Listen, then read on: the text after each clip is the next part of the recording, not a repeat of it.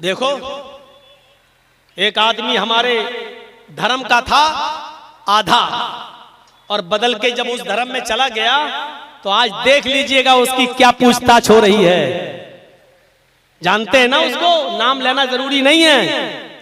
जो एक मंदिर में जाकर जिसने बाकायदा हिंदू धर्म कबूल किया था और इस्लाम को गाली देता रहता था, कुरान की आयतें बदलने की बात करता था।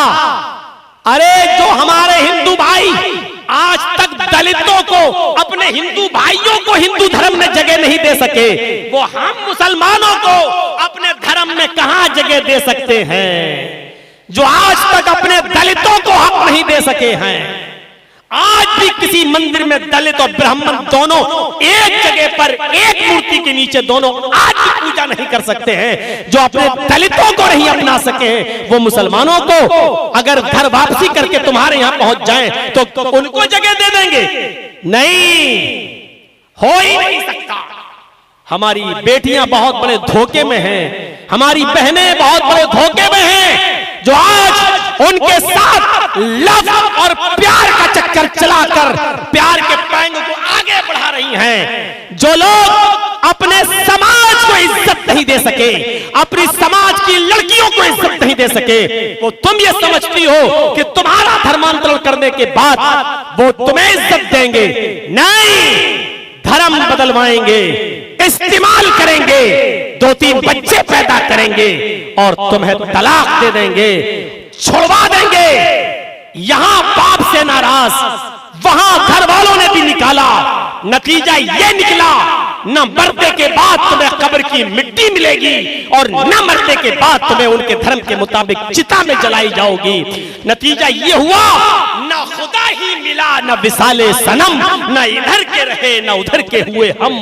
तुम्हारी हैसियत ये होगी। और मैं ऐसी कई लड़कियों को जानता हूं जिन्होंने हमसे गुजारिश की कि मौलाना किसी तरह मेरे माँ बाप को मना लीजिए, हम जवानी के जज्बात में गलत कदम उठा ले गए हैं, सिर्फ आपसे गुजारिश कर रही हूँ, जब घर से हरी झंडी मिल जाए तब मुझे बता देना, मैं सबको छोड़ छाड़ के अपने माँ बाप से फिर मिलने के लिए आने के लिए तैयार हूँ। उनके माँ बाप किसी भी कीमत पर मानने के लिए तैयार नहीं है, कह रहे वो गई हमारे यहाँ से, हमारे लिए मर चुकी है, अब हम अपने घर में उसको कदम रखने की जगह नहीं दे सकते हैं। मेरे भाइयों, नाम बताना इस्लाम में जायज होता तो मैं बताता, जिक्र करना इस्लाम में जायज होता तो मैं करता, लेकिन यह एहसास तो मैं दिलाना चाहता हूं, इन बेटियों पर कुछ पाबंदियां लगाओ।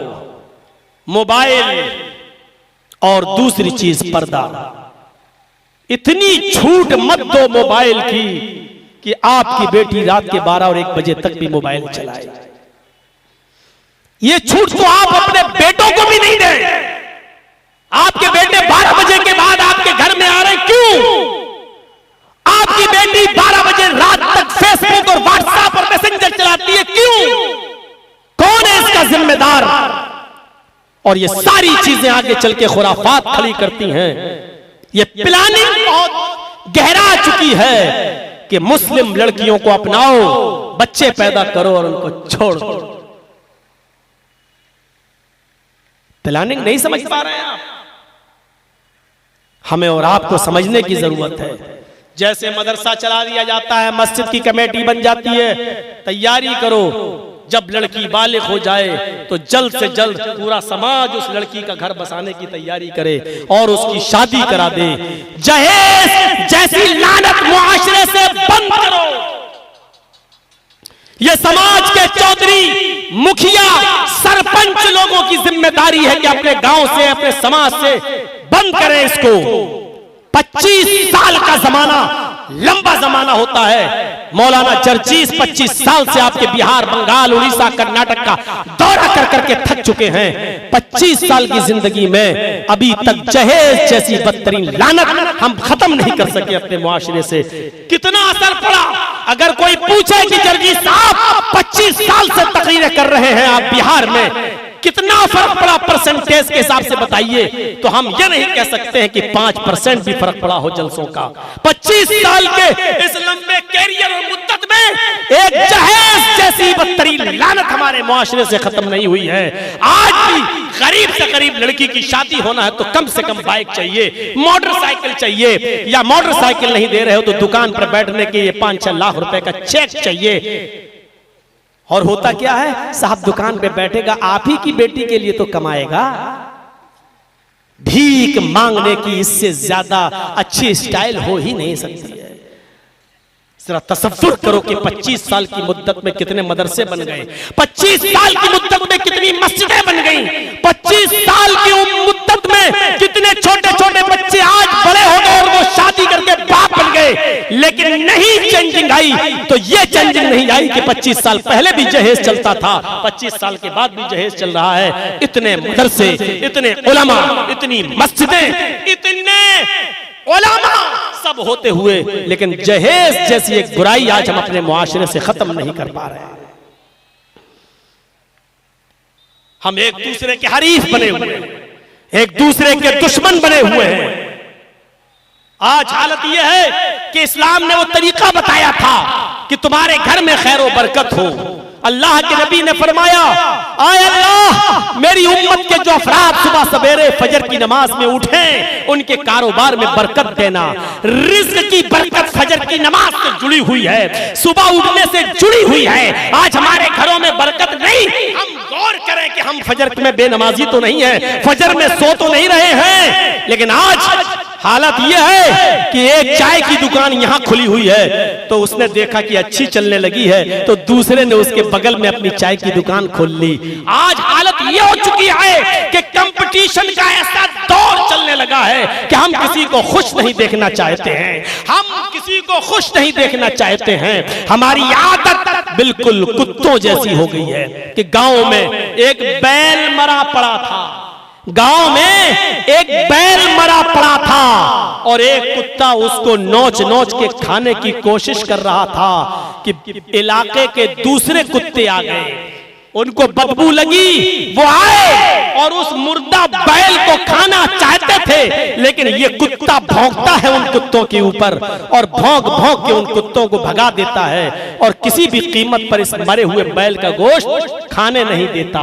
इस कुत्ते के भौंकने ने उन दूसरे कुत्तों को भगा दिया। इस कुत्ते से पूछो कि तू कितना खा लेगा, 2 किलो, 3 किलो, 4 किलो, 5 किलो, यहां तो पूरा का पूरा 3 कुंटल पड़ा हुआ है। क्या करेगा तू इन कुत्तों को भगाकर? लेकिन कुत्ते की सिफत ये होती है कि वो सड़ जाना पसंद कर लेता है, बर्बाद हो जाना पसंद कर लेता है, लेकिन दूसरे को खाना और खिलाना पसंद नहीं करता है। ये कुत्तों की सिफत आज हमारे अंदर आ चुकी है।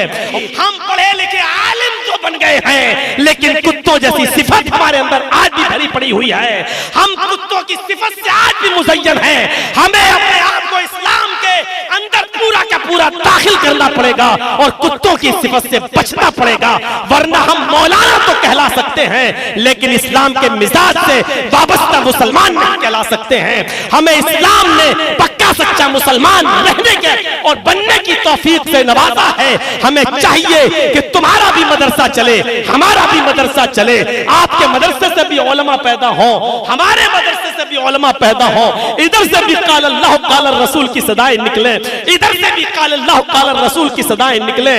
आपके मदरसे में बच्चे कम है तो हमारे यहाँ से ले जाओ, हमारे मदरसे में बच्चे कम है तो तुम हमें दो, ताकि बच्चों का मुस्तकबिल अच्छा चल सके। लेकिन यहाँ तो मदरसे ही को तोड़ने की कोशिश होती है और मदरसों ही को बर्बाद करने की कोशिश होती है। यूपी में मदरसों की छानबीन चल रही है। बिहार वालों खुश नसीब हो कि तुम अपने इलाकों में मदरसे चला रहे हो। अगर इन मदरसों पर कोई बुरी नजर गवर्नमेंट की लग गई या कोई बदतरीन सरकार हो, हुकूमत तुम्हारे ऊपर फायज हो गई, तो याद रखना तुम न चाहते हुए भी अपने मदरसे को बंद करना पड़ेगा तुम्हें। यूपी वालों से सबक हासिल करो और अल्लाह की नेमत पर शुक्र अदा करो और अल्लाह से दुआ करो कि अल्लाह सबके दायरे चले, सबके मदरसे चले और सबका भला हो। मेरे भाइयों, इस 2 घंटे की तकरीर में मैंने इतना ही आपके सामने बोला है। अगर मेरे कंटिन्यू प्रोग्राम ना होते तो मैं कुछ और बोलता। आपसे फिर गुजारिश है कि इस मदरसे का ताउन चलते चलते भी कर दें, हमारी बात पर भी कर दें और आपने हमसे इतनी मोहब्बत की है, हमेशा करते आए हो। हमारे जेल में जाने पर दुआएं की हैं हर मस्जिदों में, और मिंबर के मेहराब पर दुआ हुई है, मिंबर के सीढ़ियों पर। हम फिर आपसे कहते हैं जब आप इतना चाहते हैं तो इस इदारे का ताउन फरमाएं और मेरे कहने पर कर दें। स्टेज पर भी लाकर दे सकते हो, और जो चादर लेके घूम रहे हैं उनको भी दे दें। अल्लाह ताला से दुआ है कि बारे इलाह हमें पक्का सच्चा नमाजी बना दे, हमें एक दूसरे का हमदर्द बना दे, कुत्ता जैसी सिफत हमारे दिलों से निकाल के हमें आपस में भाई भाई बना दे और एक दूसरे का हमदर्द और गमख्वार बना दे। अल्लाह जब तक तो हमें जिंदा रख, इस्लाम पे जिंदा रखना, और जब हमारा खात्मा हो तो ईमान पर खात्मा फरमाना। वमा अलैना इल्लल बलागुल मुबीन व आखिरु दअवाना अनिल हम्दुलिल्लाहि रब्बिल आलमीन। अस्सलामु अलैकुम व रहमतुल्लाहि व बरकातहू।